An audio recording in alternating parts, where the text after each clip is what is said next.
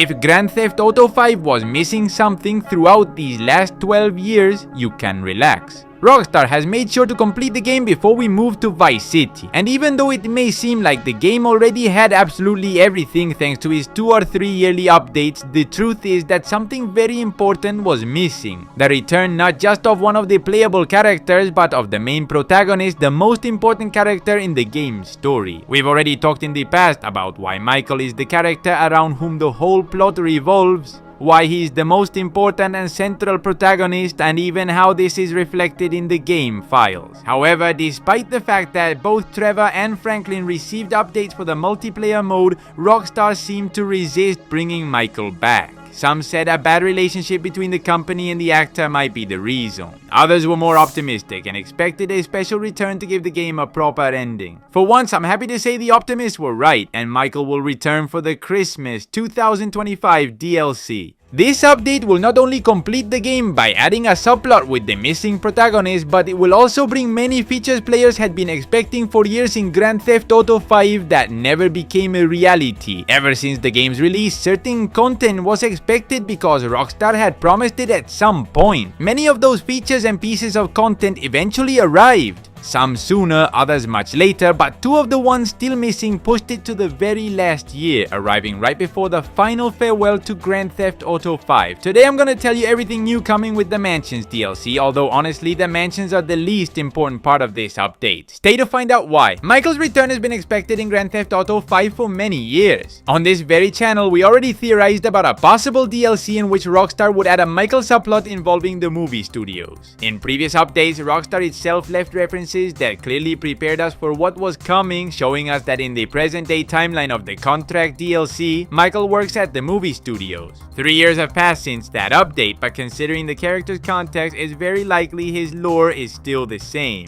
In the update trailer, Michael and Amanda welcome us to the neighborhood because of the new mansion we've just purchased. Considering the locations where the new mansions will be built are far away from the DeSanta residence, it's possible the protagonist and his family have moved into a much larger house in the hills. Since our first encounter with him looks like a neighbor coming to welcome us rather than the classic "Franklin told me about you for this illegal job" situation. Amanda is clearly carrying this welcome moment with excitement and initiative, while Michael is just there, accompanying her like a husband dragged along to this unnecessary introduction, clearly wishing he was watching soccer instead, something he's actually checking the score for on his phone so he doesn't miss too much. Leaving aside the scene's context and the possible reasons why the online protagonist might meet the single-player protagonist, we have to take a good look at the new models for both Michael and Amanda. This is what 12 years of waiting for Grand Theft Auto 6 looks like on their faces. In the year 2025, Amanda will be 55 years old and Michael 60 if we take the date on his tombstone in North Yankton as the correct one. As you know, Michael has 2 different birth years in the game's storyline. Whether we meet him casually as a neighbor or as a fellow criminal, Michael won't take long to return to action and dive back into the criminal world, this time to join the online player in who knows what kind of adventure. But like any modern DLC, you can be sure it will reuse a good amount of missions from story mode, recycling locations or animations from the main campaign. In any case, the important thing is that the protagonist won't take long to get along with our character, giving us the classic couch conversations we saw 12 years ago with another aspiring criminal. Now that we've talked about Michael and his role in this DLC, we need to cover several new features coming to the world of Grand Theft Auto that will likely also appear in Grand Theft Auto 6. Knowing Rockstar, this is probably even recycled content from Grand Theft Auto 6's development. I'm talking about the AI, a new tool coming to Grand Theft Auto Online that will apparently assist us in our new home like any Alexa or Google Assistant. This isn't the first time artificial intelligence comes to Grand Theft Auto Online, though last time it didn't go very well since it became evil and, well, you know what happened. Haviland would be the first AI meant to help us with our daily tasks and our business. Although we don't know how important her role will be in the game and subplot, I'd like to remind you that at the end of the Doomsday Heist DLC, Lester said there was probably still a copy of Clifford somewhere in the world and that he might return someday, so the chances that this AI is actually Clifford impersonating another AI to earn our trust and cause chaos again aren't high, but never zero. And now we only have to talk about those 2 features that were expected in Grand Theft Auto Online almost from the beginning and were never mentioned again. I'm probably not exaggerating when I say most of us had lost lost all hope of actually seeing them in the game, since these are minor tools that would have been extremely useful years ago and probably would have changed the game a lot, but now don't make much sense this late, less than 1 year before we leave Grand Theft Auto 5 forever.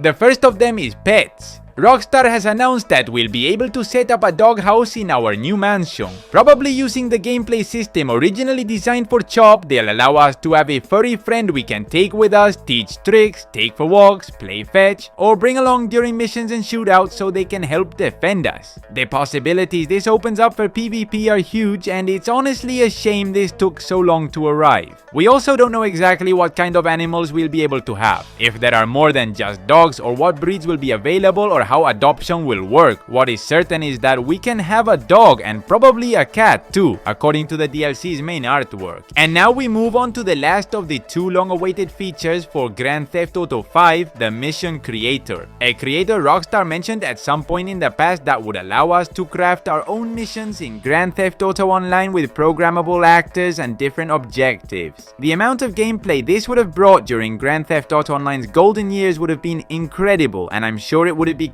as important a feature as stunt races are today. Rockstar has taken 12 long years to implement it, and it's a real mystery why it's coming out now. My only theory is that this Mission Creator is some kind of recycled beta for a Rome tool planned for Grand Theft Auto 6. We know Rockstar wants to make the new Grand Theft Auto accessible for creators, and for that they're working on various creation tools that may be similar to what we'll see arriving in the coming days in Grand Theft Auto Online. Rockstar presents this creator with the following text. There's also a new Mission Creator coming to all available versions of GTA Online. This in-depth and comprehensive toolkit enables you to design and publish your own missions using sophisticated game mechanics, custom objectives, placeable actors, and much more. We've also updated our community resources to account for these new tools and make sure GTA Online remains a fun and fair environment for everyone. It really seems like a very useful tool that's going to make the infinite world of Grand Theft Auto 5 even more moldable than it already is. A safe house in the hills will arrive as the new DLC on December 10th, but there's something even more mysterious to me in all of this. How Rockstar is going to make it so that every player in a session can be in their mansion without seeing everyone else. Because this isn't like your Eclipse Towers apartment where a teleport sends you to a hidden, unique interior. Here the mansions are open, you can walk in and out through the door, the windows, and be on the terrace. I'm very curious to see what Rockstar has come up with to make being in your home in a public session comfortable without it becoming the house of 30 other people wandering through every room. We'll find out on December 10th, but you can leave your theory in the comments along with your opinion on the DLC and Michael's return. Will this be the final Grand Theft Auto Online DLC that marks the end of the game?